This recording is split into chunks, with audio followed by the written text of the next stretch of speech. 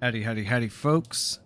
Today, this is part 2 of my uh, quick hit, first take, first glance, however you want to call it, kind of reviews of these, or I guess, I don't want to call them reviews. We'll say opinion pieces, op-eds, there we go, on some of the new ships coming into the verse. I know this particular ship's been in for a bit, but I haven't had a chance to use it yet. This is the Crusader A1 Spirit. Of the 3 A1 variants, this is the one that I'm middle on. I'm not particularly excited about the E1 at all, and I'm super excited about the C1. Actually, that's I'll just hold on to that little tidbit. But I have flown this a little bit. I've flown it out to a couple of stations. I haven't had a chance to try to pick up any cargo or vehicles or anything. We're gonna pop over to a pad real quick, and then I'll be right back, and we'll start looking at it. All right, here's a little bit better view of the ship. So, a little bit about it. It is the bomber variant of the Spirit. It flies very, I mean, it's a Crusader ship, so of course it flies very well. It looks really nice. I actually, of the color schemes for the 3 different versions, I like the color scheme on this the most. I don't know that I want to quite call it black. It's close to it. There's silver tints. I'm not a big art guy, so I'm useless at telling you what the exact shade is. But it's a really nice shade, and then the accents.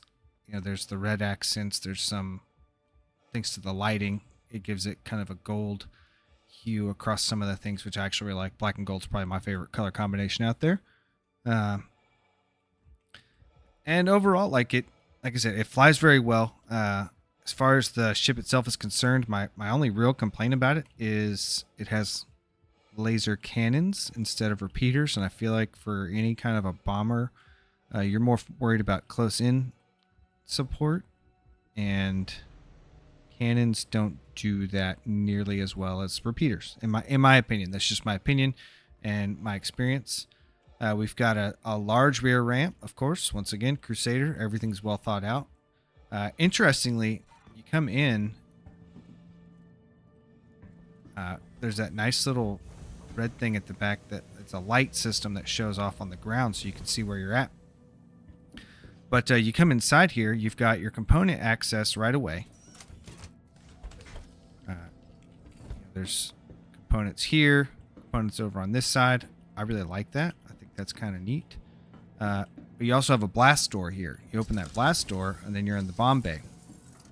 I don't know if it actually has 10 of these bombs. Either way, that's a lot. I have not had a chance to go on a bombing run with them yet. I'm going to go ahead and open this back up back here. So we can look at one of the new features. If it lets me do it. I don't know what I'm doing. Does it say emergency override? Something. I guess it doesn't function on here. I was hoping that would be the tractor beam. I'm pretty sure I see the rails for it back there, although it might just be a leftover from its hull mate, the C1. Yeah, so I don't know if you can put if this is a cargo grid or not. I'm pretty sure I saw that it has cargo capacity. I mean, you could either way, you could fit stuff in there if you wanted to. We get up to the front though, and we've got pretty standard Crusader fare. Everything's very clearly the Crusader design cues, which I really like. We've got a all-in-one shower, toilet, restroom. Okay, good vampire check. Still a Nightwalker. All right. We close that up. Oh god, it freaked out. Little kitchenette. I mean, not much to speak about, but this is a 2-person ship. You don't need a massive thing, you know. There is a weapons locker over here, which looks like it has capacity for 3 small and 2 medium, be my guess. And I'm pretty sure these are EVA lockers. But like all EVA lockers, currently not a function. We've got beds, and the beds also double as escape pods. Another thing that just terrifies the tar out of me. Just the idea of it. Nice little overhead storage compartments. Let's see, what do we got going on up here? Some kind of... There's nothing there that's interactable, but there is something there. Looks like server banks to me. But what do I know? I play base, so take anything I say with a grain of salt. And as always, for Crusader ships, once again, the design cues show, even at the cockpit, it has reasonably good glass. I mean, it's actually really good. The only downside there is no lower viewpoint. But, I mean, overall, pretty good glass. Great ship. I'm looking forward to really testing it out here in a couple weeks. I got a little bit of downtime coming up. I'll be able to actually play the game and have some fun, which sounds pretty exciting.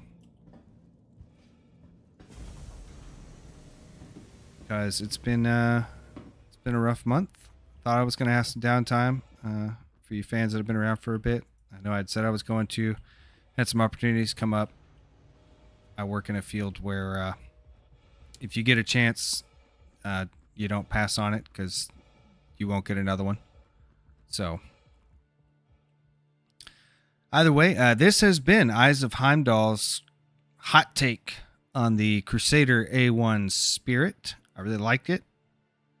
This is the second of 3 hot take videos you guys are going to be lucky enough to have to sit through today if you decide to.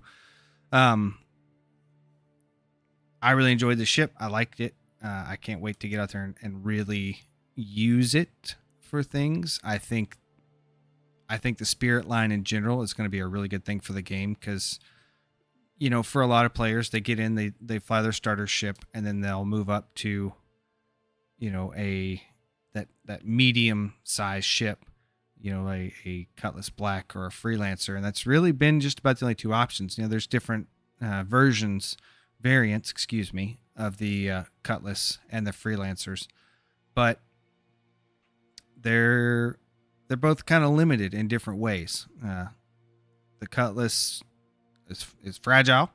I mean, there's no other way. It's a fragile ship. I still think the Cutlass is probably the absolute best bang for your buck in this entire game. We'll see. Once I really get to use that C1, my opinion might change, and I'm a big enough person to admit when I was wrong. And anyone that's watched my Freelancer video knows how I feel about those.